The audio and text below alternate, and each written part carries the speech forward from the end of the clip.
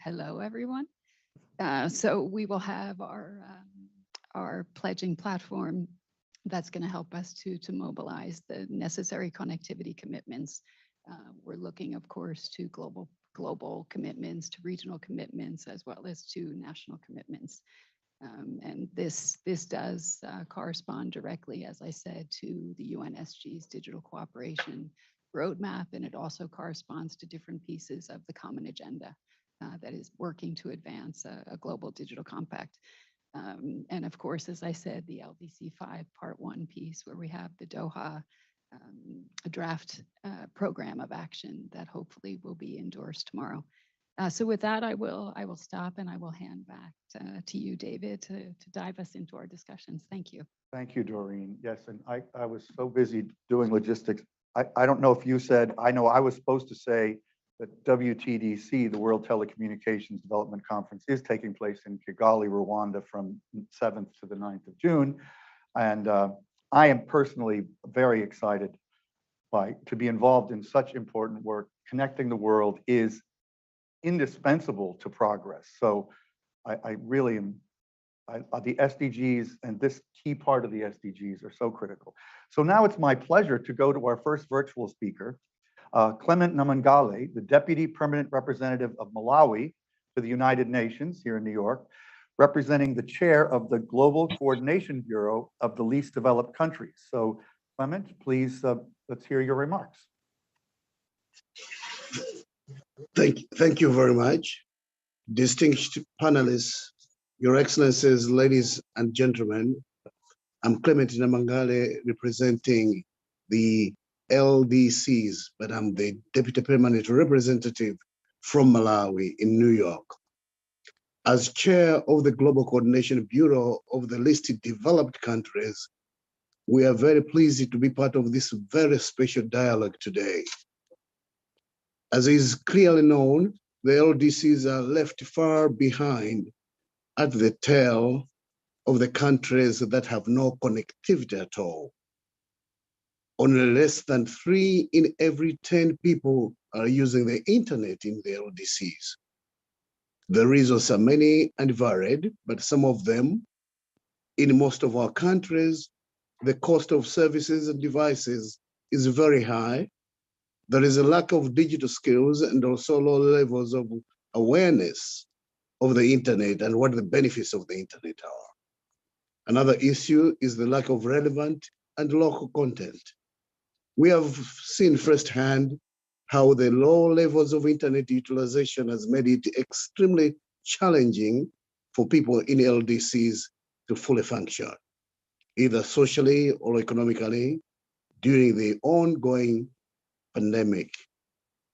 Children are unable to attend online schooling. E-health is all but a dream. Access to many other government services were impacted due to the lack of e-government services. There are many such examples, but I will not go through them. However, I would like to stress that the international community recognizes the importance of the meaningful connectivity. In the LDC program of action that will be adopted tomorrow, there are several references to the need for safe, affordable, and meaningful digital connectivity. Among others, the Doha program of action for LDCs calls for doubling the broadband internet penetration in LDCs to reach at least 70% by 2031, and in increasing finance to support the development of domestic digital agenda. The call to build human capacity and capital through skills development, including digital skills and literacy, brings to mind the important work being done by ITU and other partners on these issues. Another important aspect in the Doha program of action for LDCs is the need to enhance stakeholder support to strengthen digital capacity. That's building for LDCs. Therefore, this meeting and this initiative is coming at a very, very important time. It will go a long way in helping to achieve the program of action and also to achieve the sustainable development goals. And clearly, digitalization is now the gold standard in achieving any development goals. I'm looking forward to hearing the pledges that can help us move forward on this meaningful connectivity. We therefore look towards working with the ITU, the UNOHRRLLS, the Office of the Tech Envoy, the private sector, and other stakeholders. And I thank you all for listening. We're looking forward to hearing from you all. Thank you. Thank you so much, Clement. Very good to have you. Now I'd like to introduce Maria Francesca Spadalizzano, Acting Secretary General's Envoy on Technology and Assistant Secretary General for Policy Coordination and Interagency Affairs at DESA of the United Nations, for her special remarks. So welcome, Maria Francesca. Thank you so much, David. And colleagues, I would like to start by saying that universal connectivity is the foundation of the Secretary General's vision for an open, free, and secure digital future for all, as it is enshrined in his roadmap for digital cooperation and now in the common agenda. As you have already mentioned, these are the two references for the work of our office. Our collective will, and it's important to have the will to move the needle forward on universal connectivity, has shown results, but we need to keep the pressure on this issue. And P2C's efforts are crucial, and we especially value P2C's focus on the underserved communities and countries, such as the LDCs, and we just heard about the Doha Program of Action and the many important points made in that document. So we at the UN are now preparing for the Global Digital Compact as proposed by the Secretary General. And this is going to be part of a Summit of the Future to be held next September 2023. The work being done here is a crucial building block for the Compact's goal of achieving universal connectivity and laying the foundation for what can and must be done. For instance, the action framework and pledges by partners outline the key principles and commitments that we urgently need as part of the Digital Compact and in the decade of action for SDGs, and need to include the voices from the Global South. And this is crucial, of course, for the balanced outcome in this compact. And I count on the P2C and all of you to bring real action and concrete outcomes to the compact process, which starts now building on the important work already done in implementing the roadmap for digital cooperation. And in this regard, I am especially looking forward to the forthcoming launch at the next P2C meeting of a framework, baseline, and targets for measuring universal connectivity, which many of you have worked on together with us and ITU. And this will be instrumental in helping us realize our ultimate goals of connecting the unconnected and bridging the digital divide. We really must do that. Thank you for your attention. Thank you so much, Maria Francesca. Now it's my pleasure to introduce Heidi Schroeder-Fox, who is here with us in person, which is kind of exciting. Heidi is the acting high representative for the least developed countries, landlocked developing countries, and small island developing states. Heidi, over to you, and you can use that. Thank you very much. Hold it up and it's on, yeah. Okay. Thank you very much, and a very good morning, good afternoon, wherever you are. Real great pleasure to be here in person, and thank you very much for inviting me today to this exciting event. Yes, OHRLLS, that's the acronym for my office. It's not the easiest one. We are a small office directly underneath the UN Secretary General, And our mandate is really to advocate and support and make sure that the UN supports in the best possible way the most vulnerable 91 countries, member states of the UN. And when you think that there are 193 member states and 91 of them are either least developed, landlocked, or small island developing state, that's a large number, almost half of the UN member states. So the issue at stake today, what we are discussing, is extremely important, and extremely important in the digital connectivity is building partnerships in order to support these countries. And I really thank ITU and I thank the Tech Envoy's Office for your very important work in support of these vulnerable countries. That's meaningful connectivity is one of the key things for their future.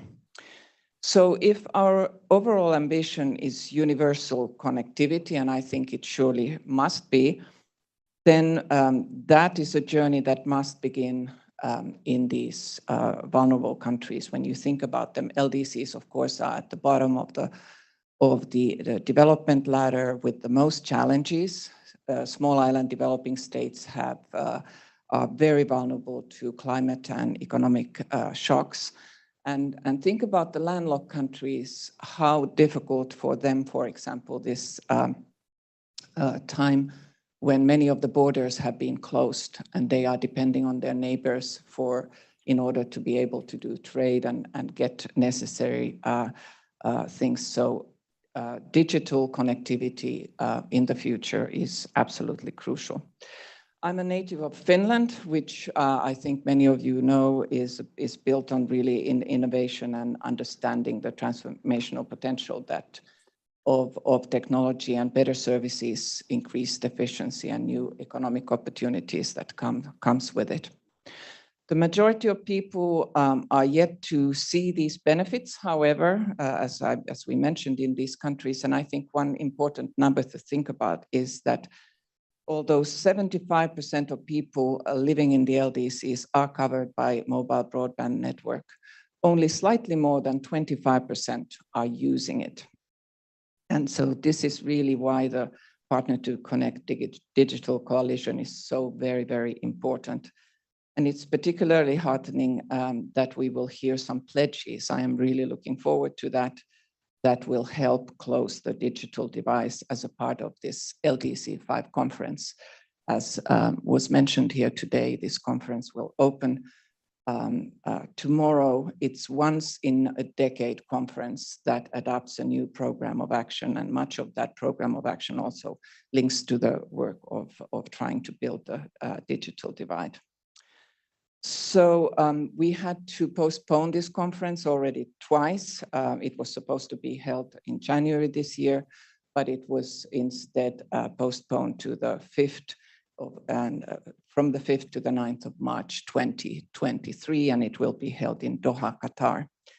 But so tomorrow we will open this conference. This is a very unique way of organizing it. It's not usual, but we want to make sure that this new program of action for the least developed countries, the Doha program of action, can start implementing. We can start implementing it immediately. We don't have to wait till a year in Doha. So when we go to Doha, we are actually going there for talking about these kinds of partnerships that we will discuss later today. And in town today, we have the president of Malawi and the deputy prime minister of Qatar, who will be in the opening tomorrow. So I'm very excited that some stakeholders are really making already pledges towards the outcome of the conference, and such incredible efforts will really accelerate the sustainable development in LDCs. So I'm encouraging all of you and all other stakeholders as well to contribute to the LDC5 by continuing to pledge through the Partner2Connect, and really look forward to working together with all of you to build a better future for all of those people who are living in these countries who really need our support, and working together with you towards Doha next year. Thank you very much. Thank you so much, Heidi, and not least of the urgent reasons why the many countries you represent must be connected is the climate crisis, which affects many of those countries. unusually badly. I'm now very pleased to introduce another one of our hosts, in effect, Michael Wilms, who's partner and director of BCG, which is where we're meeting here in New York, to present the launch of the Partner2Connect Action Framework. BCG is the knowledge partner of the P2C Digital Coalition. So, Michael. Thank you, David. And we're very happy to host all of you here at P2C, of course, and also very happy to be the knowledge partner of P2C. What I wanted to do fairly quickly is run you through the report that will be launched today, and what you can find there, and which hopefully will help the world to make the pledges that Doreen was asking for as well.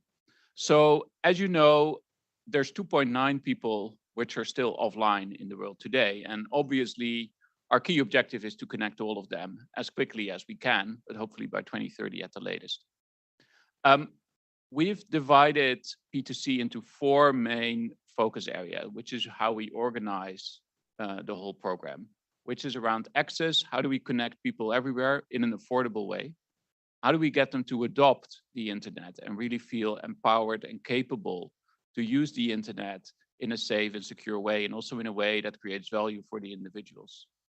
How does the connectivity provide value to society, and how do we create locally also the innovation to ensure that the value is fully captured? And last but not least, how do we accelerate all of that by ensuring that there's more money flowing into these ecosystems so that the investments that are dearly needed can be made? What we've done with the help of all of the focus area leaders and all of the focus area members is create a framework for action around 12 pillars, which make the pledges and the things that need to be done a little bit more actionable than these 4 areas. So what you can see on the slide now are these 12 pillars. Sort of given time, I'll not run through every single one in detail, but highlight what you can find in the report that you can find online today. For each of the pillars, there will be a description of what are the key issues that are covered by this pillar, some sense of what is the current state of affairs. Obviously, one of the key issues that we're having actually is that there's very little data around the current state of where do we stand on each of these pillars in every single country. And then also a set of ideas around how can we improve, and a number of examples of tangible proven interventions that could serve as inspiration for the pledges.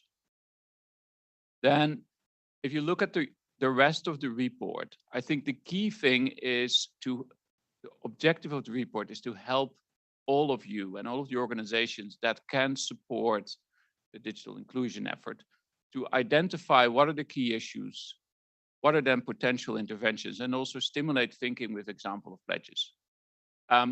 And with there will also be links to the pledging framework and the pledging tool to ensure that that pledging process is as smooth as possible, and that everyone can make the pledges quickly, but specifically also as concrete as possible, so that we can help move the needle on the digital divide already in the coming years.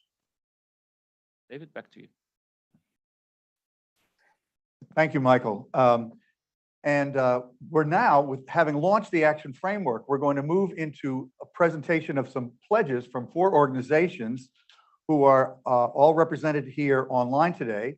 And we're going to start with Andrew Dunnett, who's Group Director for SDGs, Sustainable Business and Foundations at Vodafone. And Andrew is representing Nick Reed, the CEO of Vodafone. Vodafone is leader of Focus Area 1 of the P2C Coalition. So, Andrew. Thank you, David. Thank you, Doreen, for getting us to this key milestone in Partner2Connect journey.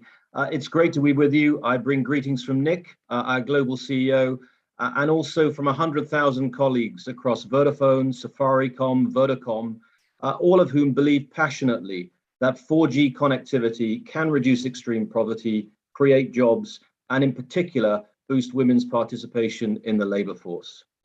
The need to connect, as Michael has just put very clearly, the 2.9 billion unconnected people is now absolutely urgent.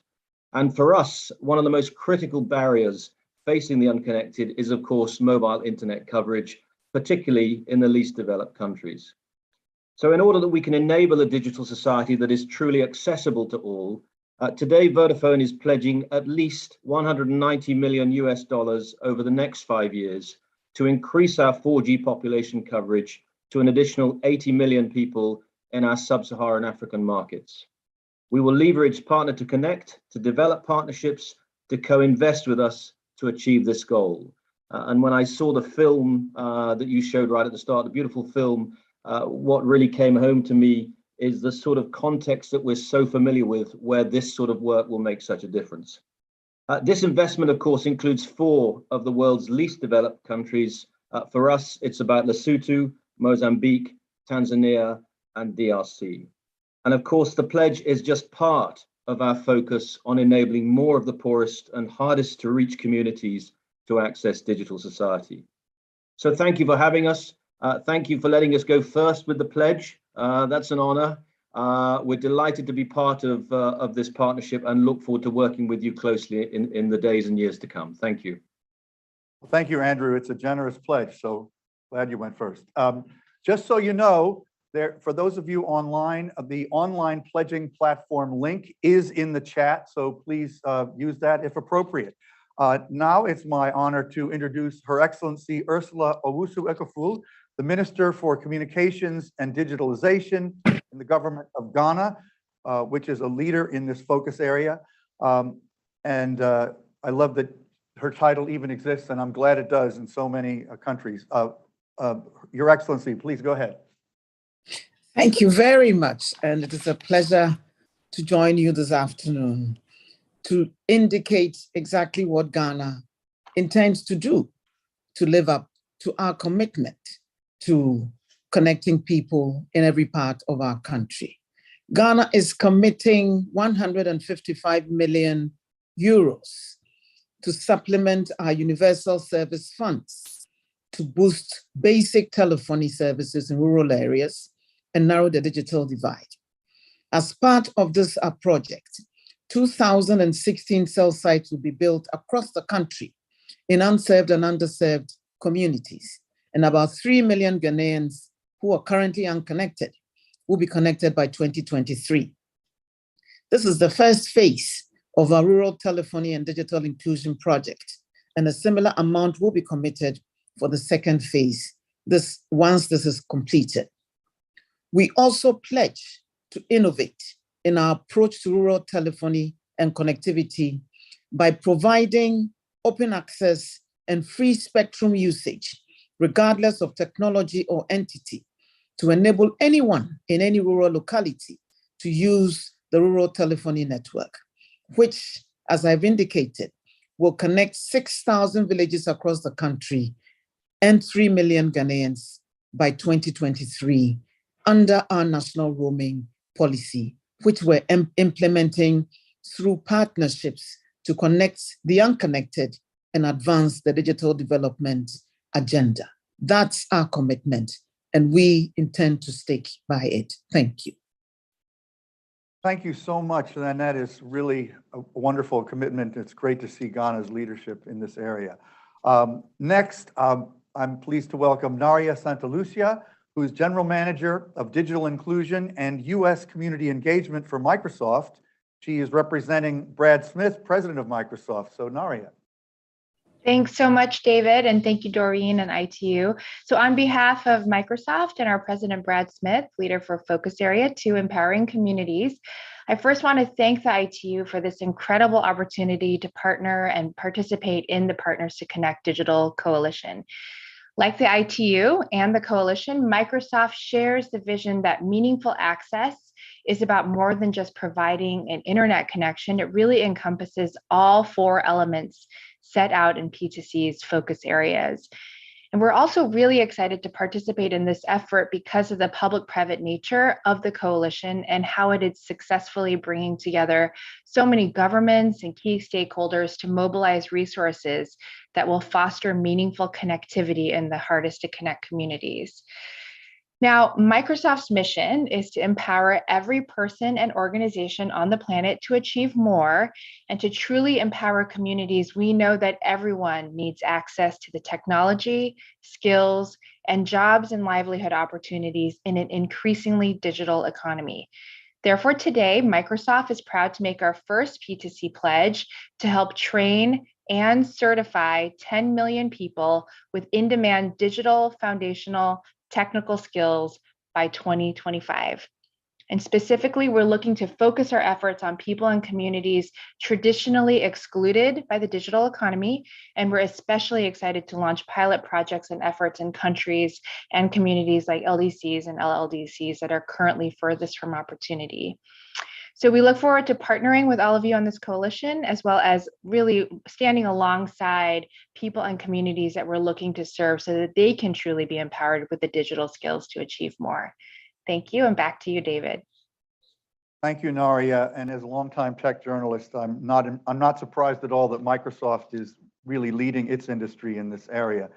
Now let me introduce Bjorn Richter, who is head of the Digital Transformation Cluster of Global and Sector Programs, GIZ, at the Government of Germany. And he's Interim Focus Area 3 leader of the P2C Coalition. So, Bjorn.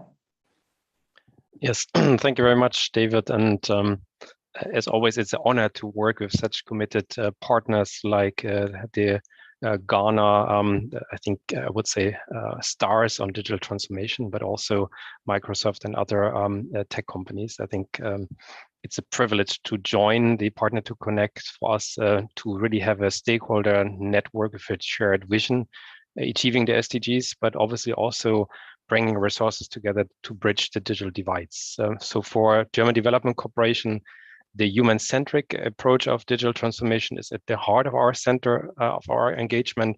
So that's why as a co-lead of the focal area 3, we follow basically our passion on digital economy and digital ecosystem support. Fostering, for example, through digital transformation centers in Africa and Asia, the ecosystems, but also supporting the data economy and driving the digital public goods charter. What we are looking to pledge is that we are working together with our colleagues from Estonia at the ITU and the Digital Impact Alliance, and obviously experts from the digital ecosystems on the GovStack initiatives. And the colleague from Malawi already showcased that e-government systems are at lack, particular in LDC countries, and we try to develop a common framework and technical practice to use interoperable and digital components, so-called digital building blocks, on areas like the digital ID, on areas of information exchange, payment gateway, and security. And together with our partners, we're pledging to support the digital public goods ecosystem with the specification of 12 ICT building blocks that will reach up to 2 million people in partner countries. We would like to invite interested governments and tech companies to use this open source and or open society effort to really come up with a human-centric model and a scalable model into the private sector. And we are also thrilled to work together with Doreen's team of the ITU on the GovStack initiative with a focus of assisting governments to build a particular green digital governments that benefit not only people but and their societies, but also the planet. Thank you very much. Looking forward to get the work going. Thank you so much, Bjorn. Really impressive pledges from everyone. I want to again note the online pledging platform link is in the chat if anyone wants to go there. And I'd like to turn it back over to Doreen for some thoughts. Thank you, David, and thank you to Andrew, to Naria, to Minister Ursula, and to Bjorn. It's a great way to start with such powerful commitments. I have like goosebumps, I'm so excited. We have just heard from organizations and entities. You can make a single pledge, you can make multiple pledges, you can make joint pledges, and of course you can make pledges that are financially focused, you can make pledges that are policy focused, advocacy focused, and also programmatically focused. I do want to stress that P2C is, we think, much more than a fundraising exercise. We see these financial commitments and pledges as an opportunity to help in terms of infrastructure, getting that infrastructure into the hardest to connect communities. Pledges in terms of policy pledges can also be equally powerful, helping to stimulate organic, sustainable growth in markets through investment-friendly regulatory frameworks. Of course, advocacy pledges are also critical that can help to raise awareness about the many benefits of being connected and also help to drive demand in terms of online services that can help to translate into further investment. Programmatic pledges, like in the space of digital skills, can also help to translate into digitally empowered populations with the know-how to build compelling new services that actually address the needs of local communities. I think I'd just like to stress time is of the essence, and we really do call on all players to step up, all players in the ICT ecosystem. Please come forward, work with us, with Heidi, with Maria Francesca, because we do need to connect those 2.9 billion unconnected. And I think that we need action now. So I encourage all of you to come forward. With that, David, I hand the floor back to you. Thank you. Thank you, Doreen. And as a partner of ITU myself, I have to say that I'm deeply impressed with the ITU's approach to partnering and coalition building. It really makes a difference.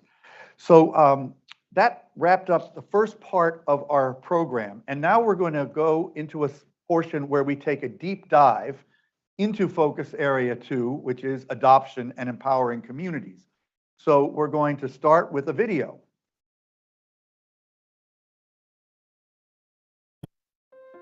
Today, 63% of the global population is online, and 95% live within range of a mobile broadband network. However, 2.9 billion people have never used the internet. How can this be?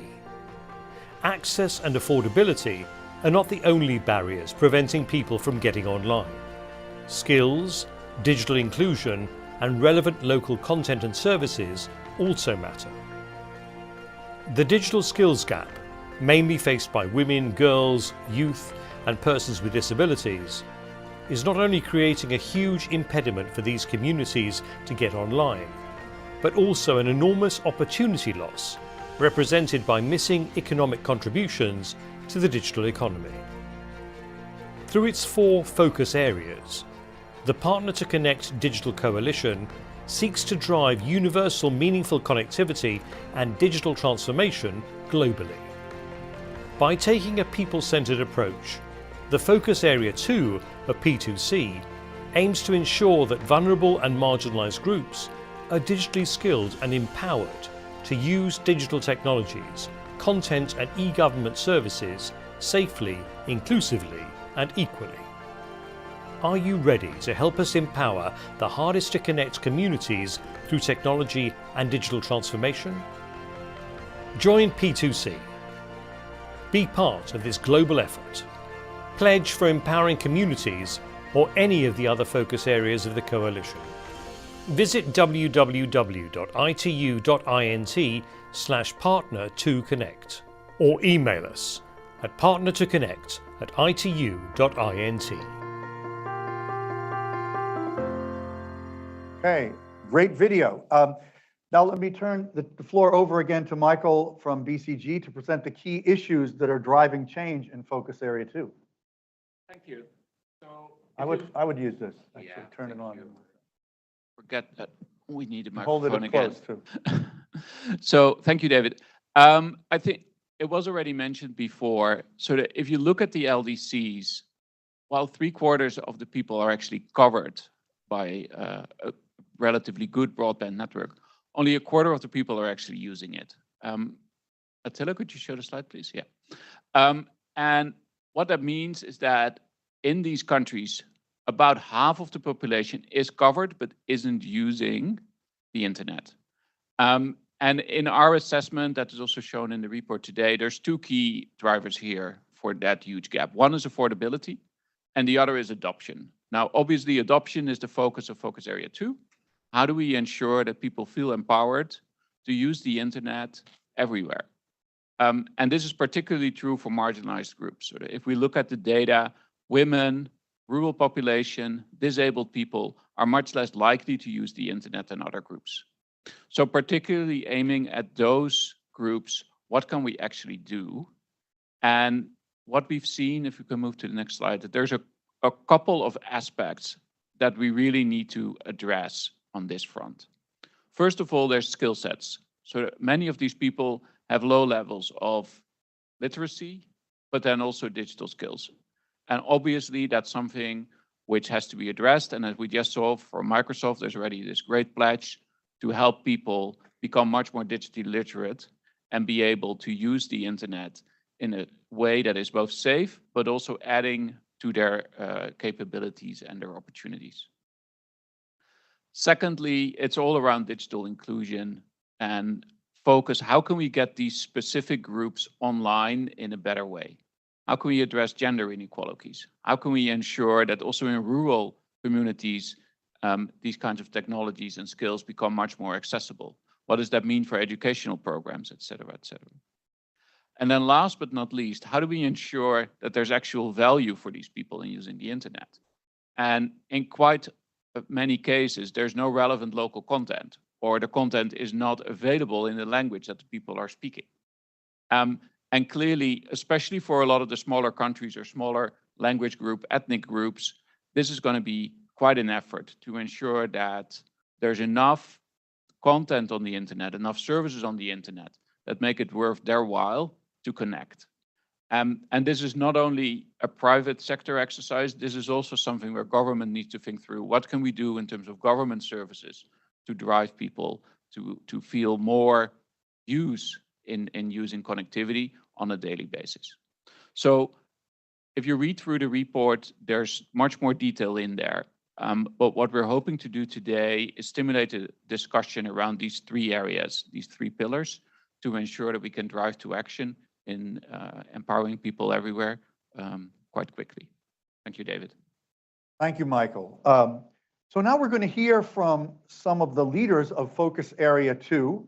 And unfortunately, our first two speakers were unable to be with us today, but they have sent a video. The first one will be from Sima Sami Bahous, who is UN Undersecretary General and Executive Director of UN Women, International Organizations Leader Focus Area 2 of the P2C Digital Coalition. So let's play the video from Sima Sami Bahous.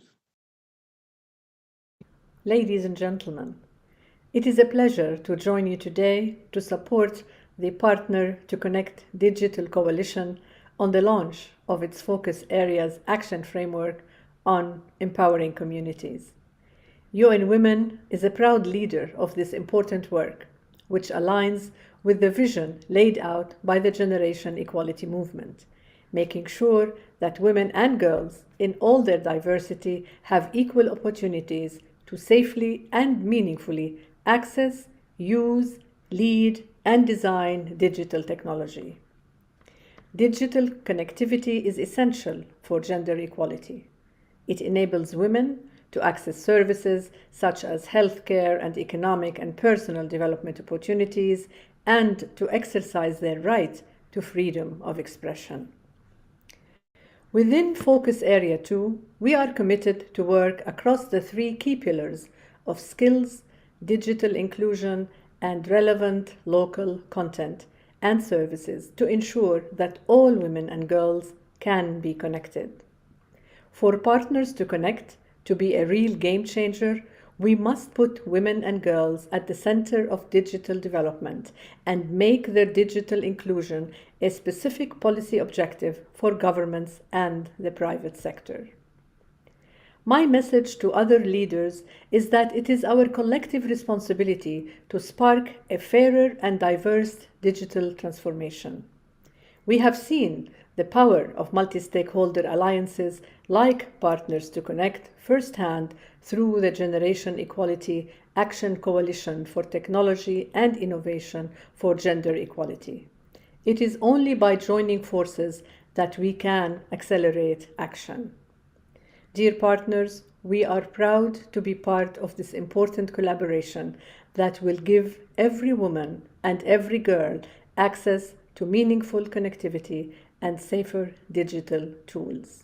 I thank you.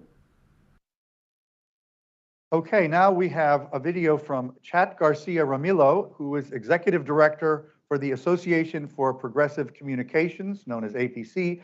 He is a civil society leader for Focus Area 2 of the P2C Digital Coalition. So let's roll that video. When we connect villages, we empower communities. Connectivity becomes meaningful when communities can use and shape technology to meet their own needs. For over 30 years, APC has supported civil society organizations directly providing affordable connectivity worldwide. This is why we joined the P2C Coalition. Presently, we support 30 initiatives in 16 countries extending connectivity in hard-to-reach rural areas. This collective effort started in 2017 in partnership with civil society and community organizations, regulatory bodies, and the governments of Sweden, Canada, and the United Kingdom. APC's approach addresses factors that limit connectivity in villages. First, we work with communities to set up and manage communication infrastructure using open source and low-cost networking technologies. Second, we help increase awareness and knowledge of the benefits and adoption of digital technologies with a gender and human rights-based approach. Third, we foster enabling policy and regulatory environments, including advocating for community network licenses. All our initiatives address the three pillars identified by the P2C Coalition: skills, digital inclusion, and local content and services. This year, we are pioneering the schools of community networks to train and mentor over 100 village technicians, including many women, to set up their own networks in Kenya, Brazil, Indonesia, Nigeria, and South Africa. In Indonesia, communities in 8 provinces are exploring local appropriations of internet connectivity and platforms in fishing and agriculture. In Kenya, community-based organizations have found common grounds for technical and content creation collaboration. In Brazil, the Amazon Community Network School started with a visit in the indigenous village of Solimao and will include 6 more communities in 3 states. The digital divide is a persistent problem that demands innovative and bold solutions. Our message to the P2C Coalition is innovative community-centered access models will complement existing commercial efforts to provide meaningful universal connectivity. Our pledge should be to empower communities directly affected by the problem so they become part of the solution. Okay, great. Now we are going to have a little more of an interactive portion of the program.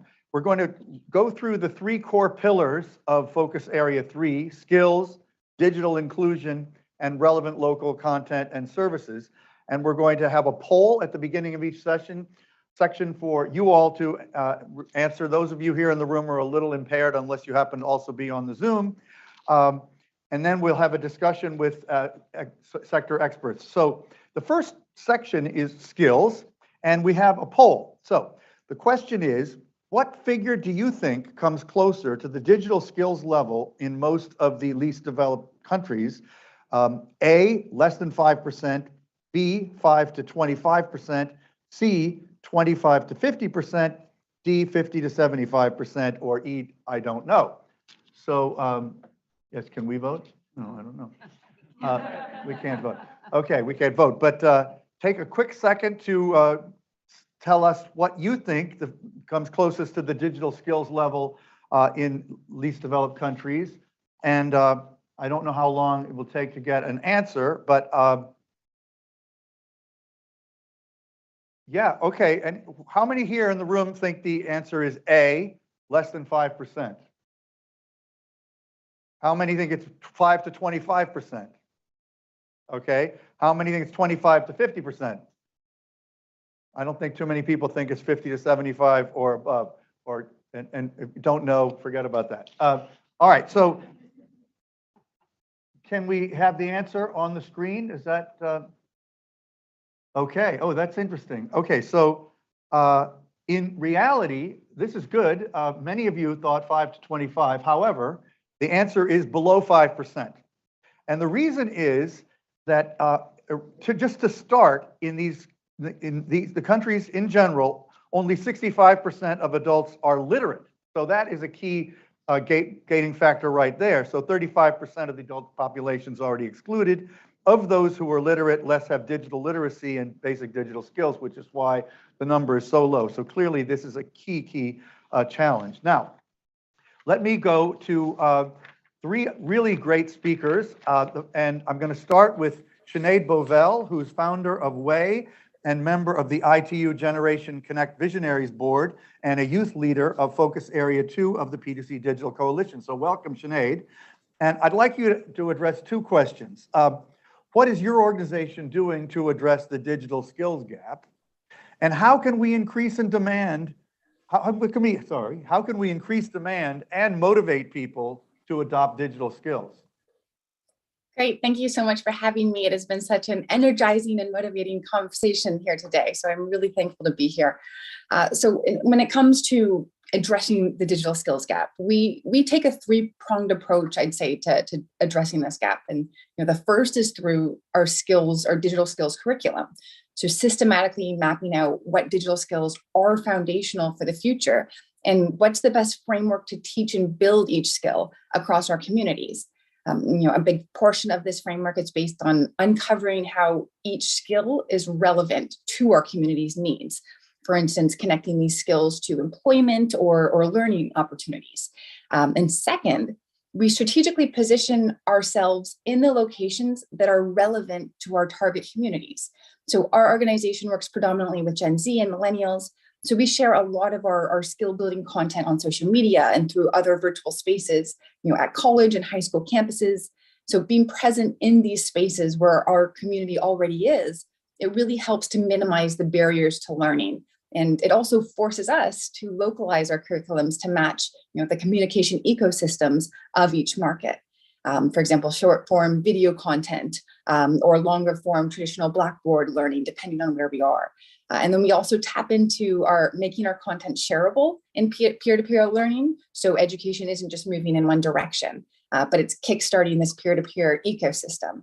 And then finally, we make sure our learning ecosystems are very inclusive, such as hosting specific sessions for women and girls and people of color, traditionally marginalized groups in digital ecosystems. And then when it comes to increasing demand to motivate people to adopt these skills, two core pillars in the Empowering Communities framework are digital inclusion and relevant local content. And I think mastering these two pillars are absolutely vital prerequisites for motivating and encouraging demand. For Gen Z and millennials, for example, that have the privilege of being connected, a core driver of our online community or online activity comes from the relevance of the content and opportunities and engagement we get access to in these online forums, from employment opportunities to learning to social ecosystems. We're incredibly motivated to participate in these online spaces and to equip ourselves with skills to access these spaces because of the value these online worlds add to our lives. So we need to ensure that this value-added content and opportunities are replicated and available across all communities across the world. So this, of course, does mean relevant content is available in multiple languages and that the content's localized. But as a millennial, I would say that giving people the opportunity to create their own content locally and build digital ecosystems relevant to their own communities is vital. And then when it comes to digital inclusion, addressing the inclusionary roadblocks to building digital skills is also very important. For example, we know that access to the internet and digital technologies, it isn't gender neutral. And there are communities with auditory or visual challenges and so on. So we need to carve out our digital skills frameworks to specifically address the needs of marginalized communities on the path to bridging the skills gap more broadly. Thanks so much. Thank you, Sinead. Just want to quickly comment, we've got about half an hour left. We have 7 speakers and 2 more polls. So if all the speakers would just keep that in mind, we are a little bit behind, but we are sure going to be done at 10:30.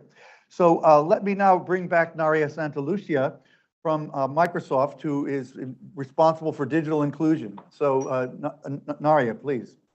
Wow. First of all, I want to say I got the poll wrong. So it said panelists can't vote, but I'm terrified to admit that. But I also Doreen, by the way. I saw you, Doreen, so I don't feel as bad. We'll be in it together.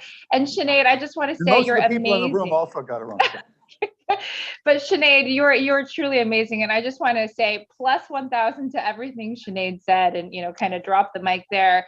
Just a couple of really quick themes like that we are, obviously singing from the same songbook and using the same playbook. But one of the 4 things that we really focus on with our digital skills programs are first to look at leverage data. So we really do believe that the kind of value add that Microsoft can bring to the table is that data on both the supply side and the demand side. But really, what are the jobs? What are the livelihood opportunities? Then building out the content to make sure that the individuals who learn can kind of align to the roles that are in demand.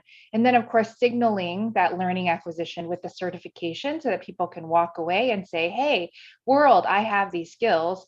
And then finally, that last mile connection to the livelihood opportunity. And it's that whole value chain that we're trying to look at, not only to solve for and to provide, content for, but also really to partner with our nonprofits to make sure that they take that local approach and have the investment that they need to be able to kind of make sure that all 4 of those pillars kind of come to life. So that's definitely the way that we approach our skills programming and kind of how we're also anchoring our pledge, of course. I was really thinking a lot about what are the conditions to really help individuals to continue to learn, because it can be really challenging, especially when you have not been connected before, don't have any of those digital skills. And it's really, again, similar to what Sinead was mentioning, but how do you think about, showing people the end goal, that in the end, there is this opportunity. If you look at jobs and livelihoods today, almost everyone is tech enabled. So really, if you're going to have participation in the digital economy, you need to have these skills. So that's kind of one of the things to say, not only is that end goal available to you, but you can do it. The second piece really is similar, like localization of content, meeting learners where they are. One of the things that we tried to do was have done in the past was one size fits all. Any learner can join and then finish and be done. But really we found there are on-ramps and off-ramps. And how do you become really intentional to meet learners so that they can get on, learn if they want, take a pause because they need to take a break, do other commitments in life, and then come back and then keep going. So how do you really build that kind of connected pathway? And then finally, it's so funny because I always get asked, what is the key digital skill that you need, for Microsoft? And honestly, I think that the key skill is really resilience and those soft skills, rather than the digital skills. Because the only thing that we know is that skills will continue to evolve. 40% of current employers say that their workforce needs new skills in the next 6 months. So the only consistent thing is change. And so how can we make sure that people have the ability to really learn new skills, connect with lifelong learning, have a growth mindset, and keep going? So just a couple of thoughts. And again, thank you so much for the opportunity. Thank you, Naria. Next, let me introduce Michaela Sanchez-Malcolm, who is Secretary of Public Innovation of the Chief of Cabinet of Ministers in the government of Argentina. So very pleased to have Michaela with us. And please answer these 2 questions. What is government of Argentina doing to address the digital skills gap, and how can we make people want these skills? Okay, hello, thank you. Good morning and good afternoon to everyone. It's really a pleasure to be here, and I would like to thank YTU for inviting me to participate in this very important web dialogue in the context, of course, of Partner2Connect initiative. These interaction spaces are the ones that allow us to progress toward more inclusive and sustainable digital transformation for all. Okay, so as the COVID-19 pandemic certainly demonstrated, both access and effective use of digital technologies are essential now more than ever. Moreover, initiatives based on collaborative work and multi-stakeholder approach have the unique potential to make a real impact, connect to disconnect, and bridge the multiplicity of digital divides. The digital skills gap remains, especially in developing countries, a significant obstacle towards a real digital inclusion. And additionally, this gap affects certain groups more than others, such as women, the elder people, and people with disabilities. And now I'm talking about Argentina, and that is why in Argentina, digital inclusion policies are crucial and follow a cross-cutting approach. These initiatives, the equipment and empowering of the general population, will at the same time targeting particularly vulnerable groups. More than 10 years ago, we started the program Digital. It's a really important program for us. And right now we have more than 600 physical spaces throughout the country, which are equipped and connected to the internet. These spaces provide free access to information and communication technologies, and its objective is to reduce the digital divide by providing access, promoting digital skills, and contributing to job training. These spaces are equipped with computers, TVs, and technology to serve as training, working, and entertainment environments. This program relates to the challenge of limited access to training infrastructure and opportunities stated in the Focus Areas Action Framework report. Argentina territory is among the largest in the world. It's divided into 24 provinces. We have more than 2,300 local governments. And the program Digital, it's a federal initiative enabled by the articulation between national and local governments. The principal aspect of this program is thus allow us to reach numerous remote areas of our country. Some digital points are perhaps the only cinema available in town, but in other cases, it's the place where boys and girls participate in international game jams or where workshops are held. So it's really important for us. This program is also complemented by a virtual learning platforms that offers more than 100 free training sessions on digital inclusion, citizenship, and labor rights and skills. And these courses can be done completely online. More than 200,000 people participate last year in our digital points and our digital program. As I mentioned before, our policies are also acknowledged that the gaps in access and use of technology are summed to pre-existing gaps, such as geographic, age, socioeconomic, and of course, gender gaps.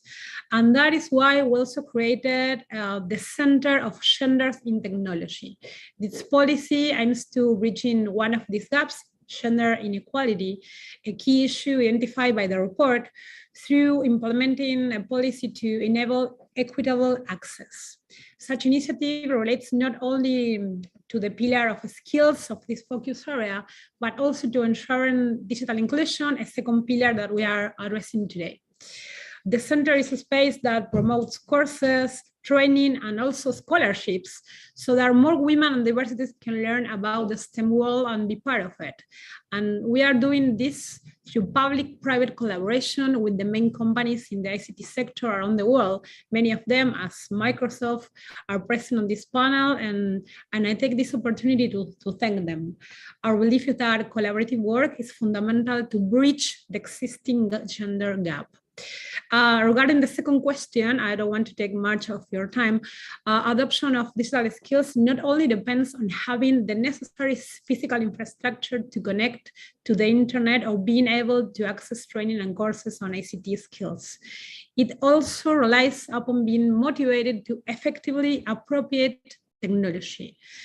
We can increase motivation by offering concrete, practical, and available solutions for everyone, and by creating conditions of equality in regard to access to the tech sector and related working opportunities.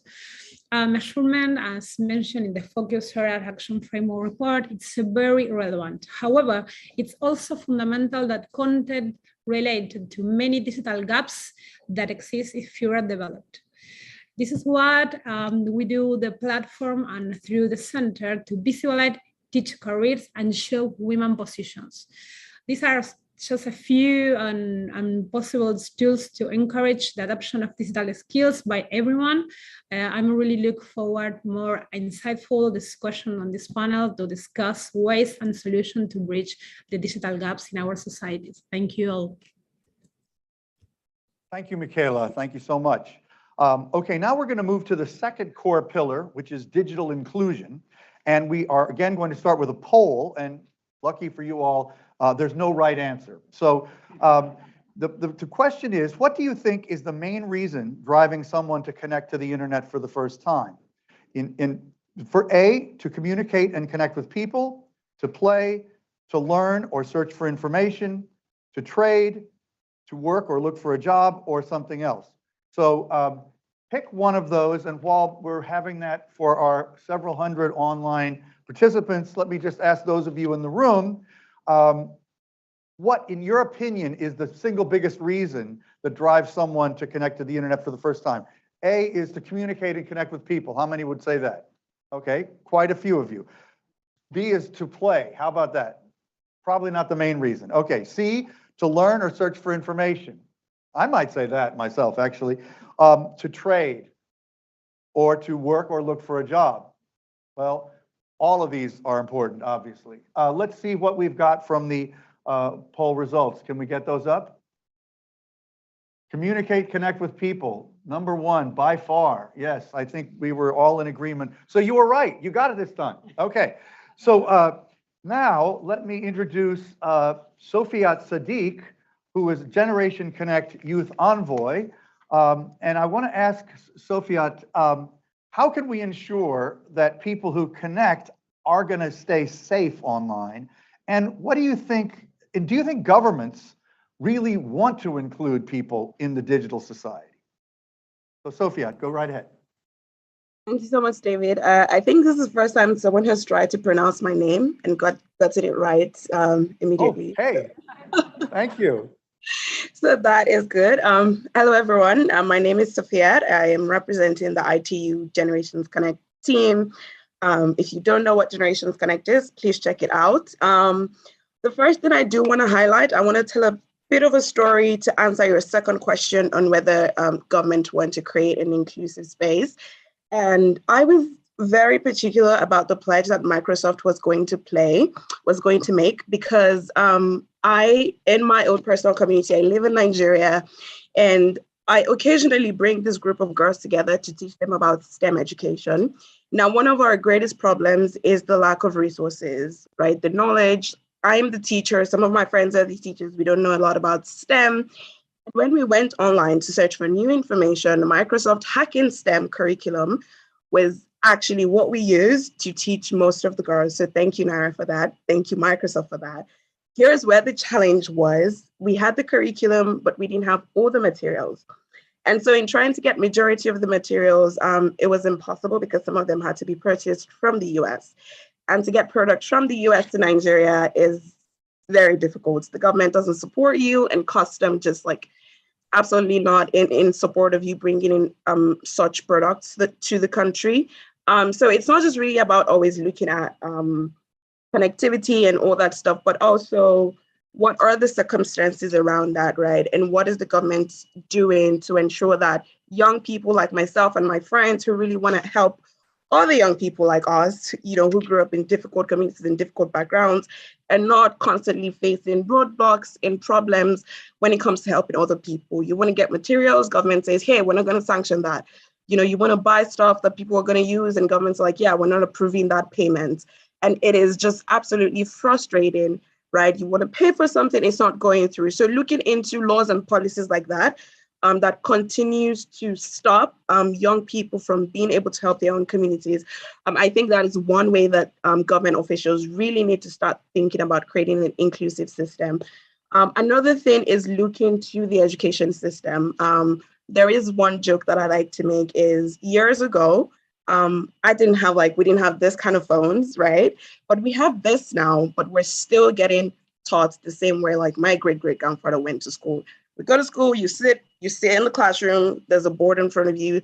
And this is like the way for many, many, many, many years. And there's absolutely no kind of change into the way we are educating people, right? So I think that especially for developing communities, the curriculum needs to be very technology heavy, because we're really not focusing on the skills and the knowledge that young people really need to thrive, given today's global ecosystem, given today's global village. I personally went to school to study computer science. I spent 5 years in the university, and not one day did we have a computer to write a line of code. So every time my lecturer would try to teach us about programming and code, he would write it on a whiteboard. I don't know how you program codes on a whiteboard, but I spent 5 years in school doing that. And there are no policies or laws in place ensuring that these systems do not continue. There are no policies or laws in place ensuring that we are not still teaching and learning the way we did 1,000 years ago. So we really need to change the education system. We really need to revolutionize how young people are learning and ensure that that knowledge is very technology focused, because it is the future. Then talking about safe internet, it also highly depends on how we bring people into the internet. I remember when I was young, there was such a rave about being on 2Go. 2Go was a social network then. Everybody wanted to be there. Everybody wanted to have like 2Go groups. Everybody wanted to talk to their friends. That was how we were introduced to the internet. And so we got into rooms where people were mostly talking about things that shouldn't be talked about. But if we were in communities where people came to us, to talk about how to learn online, how to access information, how to research about your career, I know that I would go onto the internet to learn about things like that, right? And not to try to be part of like private social media networks and all that stuff. So really how we introduce technology to young people is really an important factor of how we keep them safe online. I would also just say that it's really important for corporations like Microsoft and Vodafone to continue to do campaigns that preach about safe tips, so that even people who would not see like an online campaign can see something offline, teaching them about how they can be safe on the internet, how you can protect your password, how you can protect your kids from the internet and things like that. Because I want to say personally, my parents didn't give me a phone until I got to the university because they were just worried. I missed out on a lot of opportunities that shouldn't have been so if they had just, been properly groomed about what it took for them to allow their own child to be on the internet. It had like it's good side because I wasn't in a 2Go group, but hey, the bad side is I did miss out on a lot of opportunity. Thank you once again, and thank you, Naira, to you and the entire team of Microsoft. I just want to say that there are like 50 plus girls who are now pursuing STEM careers because we have that hacking STEM curriculum to teach them. Thank you, everyone. Wow, thank you, Sophia. You show why we need to have youth involved and younger people. You're not really a youth, but young people involved, because the passion and the honesty is really different. We need that. So please let me now introduce Ajmal A. Awan, who is member of the International Coordination in the Ministry of Information and Technology and Telecommunication of Pakistan. So Ajmal, tell us how you think we can ensure that people will have a safe experience online, and our government's doing enough.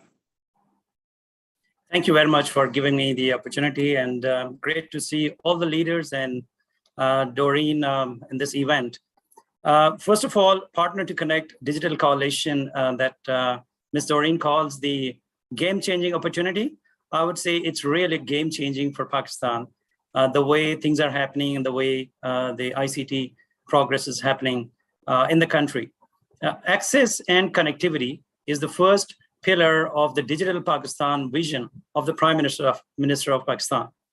The remaining 4 pillars are digital infrastructure, e-governance, digital skilling and literacy, innovation, and entrepreneurship.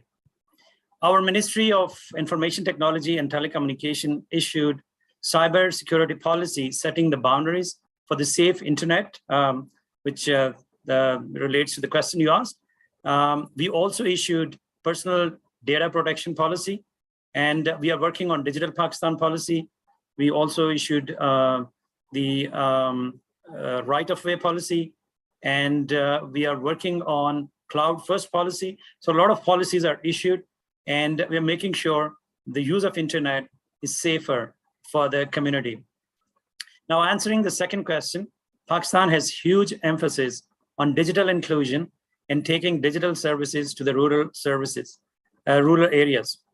So to have this connectivity to the remote areas, we set up an entity called Universal Service Fund, USF, that focuses on connectivity in the unserved and underserved areas. Through the robust mechanism of the Universal Service Fund in Pakistan, more than 8,500 kilometers of optical fiber has been laid in the unserved and underserved areas of the country. Also, more than 12,800 villages have been covered through the USF, and approximately 500,000 broadband connections have been provided. So I'm talking about unserved and underserved areas, because in the main areas, there are telecom operators who do provide their services already. We started as a government, we started Digi Skills program, and that is particularly focused on free trainings for youth, girls and boys. And with the right policies of Pakistan, the Pakistan export in the IT services have grown by 47% compared to last year. Pakistan has been declared the second largest freelancers community and fourth largest in outsourcing as the outsourcing destination. Towards the end, I would say I really appreciate working with the ITU. We had a great support for girls in ICT, and we are looking forward to work on digital inclusion, especially that of persons with disability. I myself work as the chairperson for the National ICT Council for Persons with Disabilities, and we work with the people with the hearing impairment and the visual impairment and their physical disabilities and autism. So I bring the people, bring the right communities, and we are working on talking softwares, and we are working on assistive technologies. Digital Transformation Center, Girls in ICT, Giga Project of ITU, and we are working on Child Online Protection Initiative. And I must acknowledge it was a great support from the region and from obviously the leadership of the Secretary General and Doreen. This is the person I would like to mention, Dr. Ismail and Atsuko. They are supporting us. So we are working on another initiative, which is the Smart Village Pilot Project, bringing connectivity, gender mainstreaming, and digital inclusion to the rural population. And this is a very high importance initiative. Once again, thank you very much, ITU, for your support and collaboration. Thank you so much, Ajmal. It's really impressive to me, to hear so many countries doing so much. That's really great to hear what Pakistan is up to. I want to just, again, say to our remaining speakers, be conscious, we are short on time. Nisreen Deeb is Executive Director of the Lebanese League for Women in Business and co-founder of Girls Got IT, Girls Got It, Lebanon, which was an Equals in Tech Awards finalist 2021. So congratulations for that and welcome, Nisreen. So tell us, how can we connect those, how can we ensure those who connect will have a safe experience, and is government doing enough? Hello, thank you everyone for this opportunity. So first, thank you for the internet, and thank you. I'm very thankful for having the internet, the connectivity, and the infrastructure to be connected to you. And I feel like I'm in New York right now. So thank you again. But unfortunately, many of the girls and the women in my country, Lebanon, they don't have this opportunity that I'm having right now. And this is our mission and my mission personally. So this is Deeb. Before being the executive director, allow me please, David, before being the executive director of the Lebanese League for Women in Business, before being the co-founder of Girls Got IT, I was the only female in class studying computer science. And that's what drove me to be here right now with you. I was the only female in class. I was labeled as a woman who was going to study computer science and having those thick glasses after studying computer science. And now after 15 years in the ICT sector and after co-founding a lot of initiatives, I'm with you without those glasses. So again, many of the women in my country, they don't have access to the internet. Before talking about safe access, I want to mention that at some point in my life and in your life, we didn't have the opportunity to get access to the internet first, and second, to not have the know-how to access a safe internet. So we got hacked at some point in our lives through MSN or the other emails and the other platforms. So we need a lot to do. We need a lot of work to be done, but we are advancing in this. Again, I'm coming from the Middle East, from a country that suffered a lot in the last 2 years, especially on the corruption side, on the financial crisis, on much more a lot. Yet what we're able to achieve is to reach more than 3,500 school students and to teach them the basics of STEAM skills, science, technology, engineering, arts, and mathematics, to partner with a lot of initiatives. I have won a lot of funds as a social entrepreneur with the US Department of State to represent to represent Lebanon in many initiatives. This is one of the funny moments during the last year's mute, unmute. So again, no problem, don't worry. Yeah, we represented our country in many of the initiatives. We partnered with international organizations to provide access to the internet and to the ICT to our women and the girls in Lebanon. Another thing to say, what we need awareness. We need to good awareness sessions and training to the youth. And this can be done all online. We need to provide them with the infrastructure needed. We need to provide them with internet access. I'm talking especially about Lebanon. What my government is doing, unfortunately, you are asking a person coming from a very corrupted government. They're doing some of the initiatives, but we still need a lot to do. So what we need to do, we are doing it as CSOs, as Lebanese leaders. Uh-oh. Did we lose Nasreen? We've got a frozen screen there. Can you hear us, Nasreen? This is on a personal level, the U.S. Department of State, and this is to teach the youth about the AI, about the and the latest technology, actually, about the cyber. As soon as she started criticizing the government, it went on. We're sort of having trouble. Oh, we lost Nasreen entirely, I'm afraid. With her great passion, it was wonderful hearing that. Hello, can you hear me? Yeah, we got you now, but we're sort of having a little trouble. Can you try it again? We can see you now. Okay, try it now. Hello, can you hear me? Yep, yes. Now we got you. Yes, we do. Sorry, this is one example of what we are facing in Lebanon. The internet got cut, the electricity has cut, so I had to connect to my 3G. Again, thank you everyone, and thank you for this opportunity. We need a lot, and not to forget that all of what has been done in Lebanon is because we partnered. So we partner to connect, and we need to gather all efforts to make internet and connectivity accessible to everyone in the world. Thank you so much. Thank you, Nasreen, and thank you for your partnership with ITU. So now we're going to go to the third pillar, relevant local content and services. And we are really quite short on time, but we're going to keep forging ahead. So we got a quick poll, which I didn't get told not to ask. All right. So in my WhatsApp leadership over here, when you first connected to the internet, this is for you to answer about yourself. Were you searching for content in your own language, yes or no? Let's see those in the room. How many of you were all searching for content in your own language? I think the chances are very high that we're all going to raise our hands here. But maybe not. Let's see, for our several hundred international participants, there may be some, probably are some, and that's one of the key issues, I would think.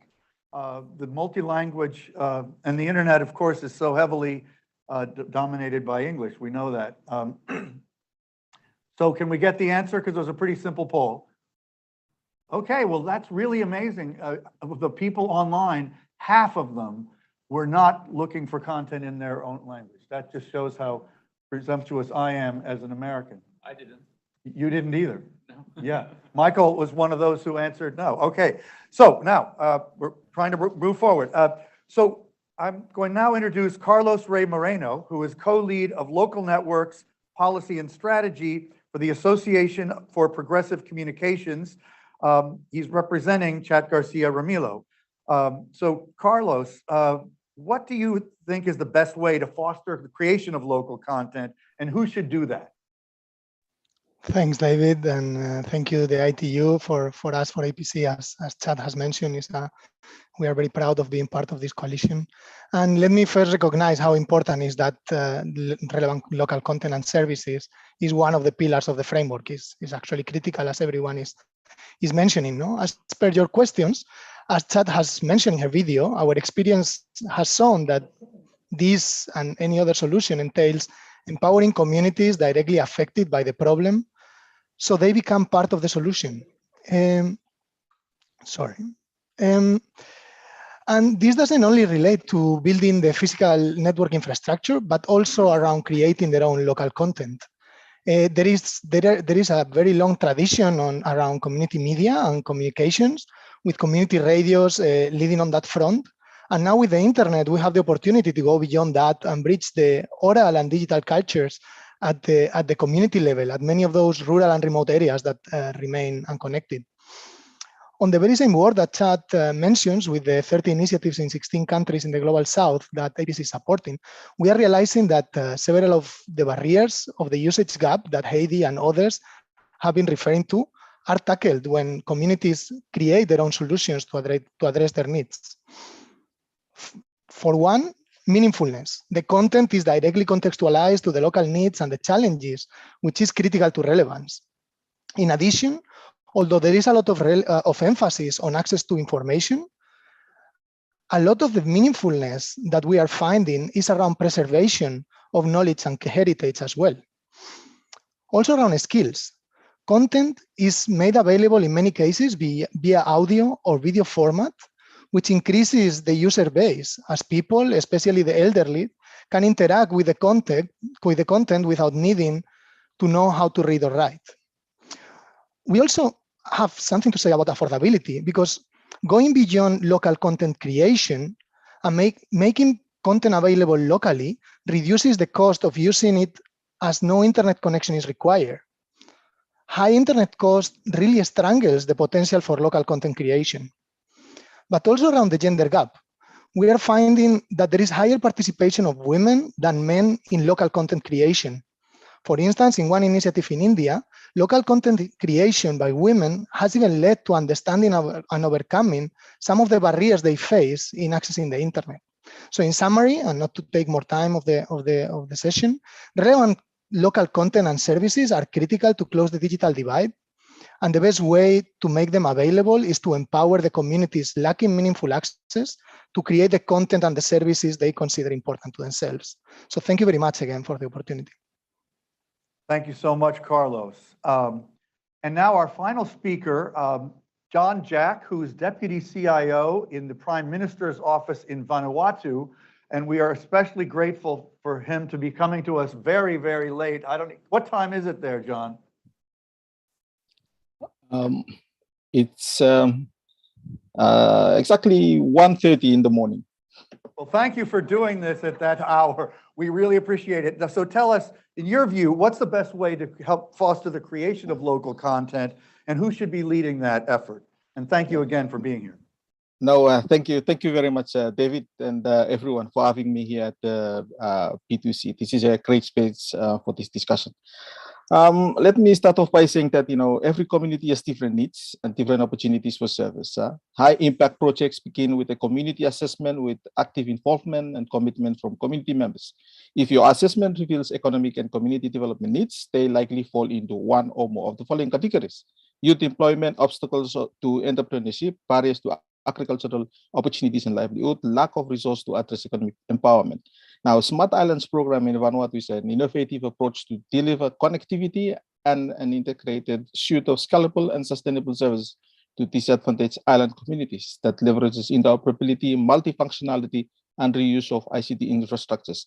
The preliminary study reports presents the on-the-ground experience of essential services and, importantly, the daily challenges that the people of the area faced on daily basis, such as high cost of transportation, inability to harness the agricultural and tourism, potential lack of skills, unreliable power supply, insufficient access to education, health, governance, and financial service, amongst others.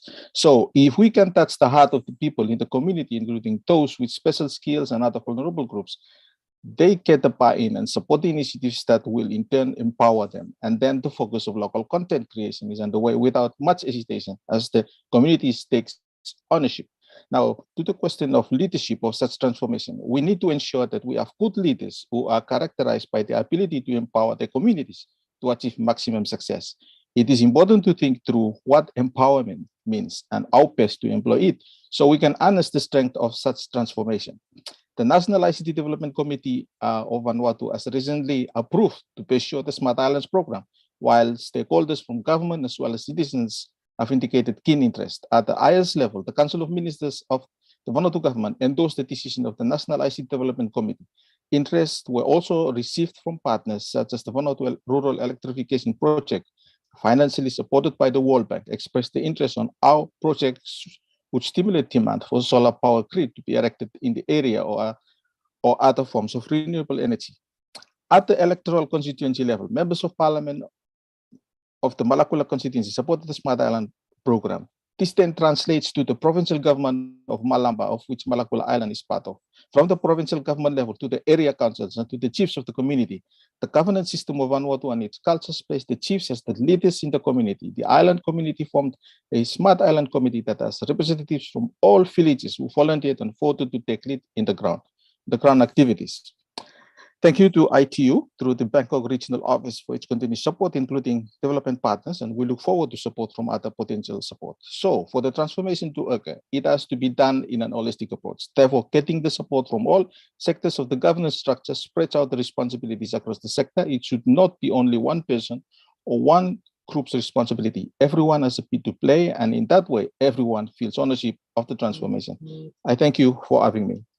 Thank you very much. Thank you so much, John. And again, thank you for staying up to do that. Let me turn it over to Doreen for some closing comments. Thank you, David.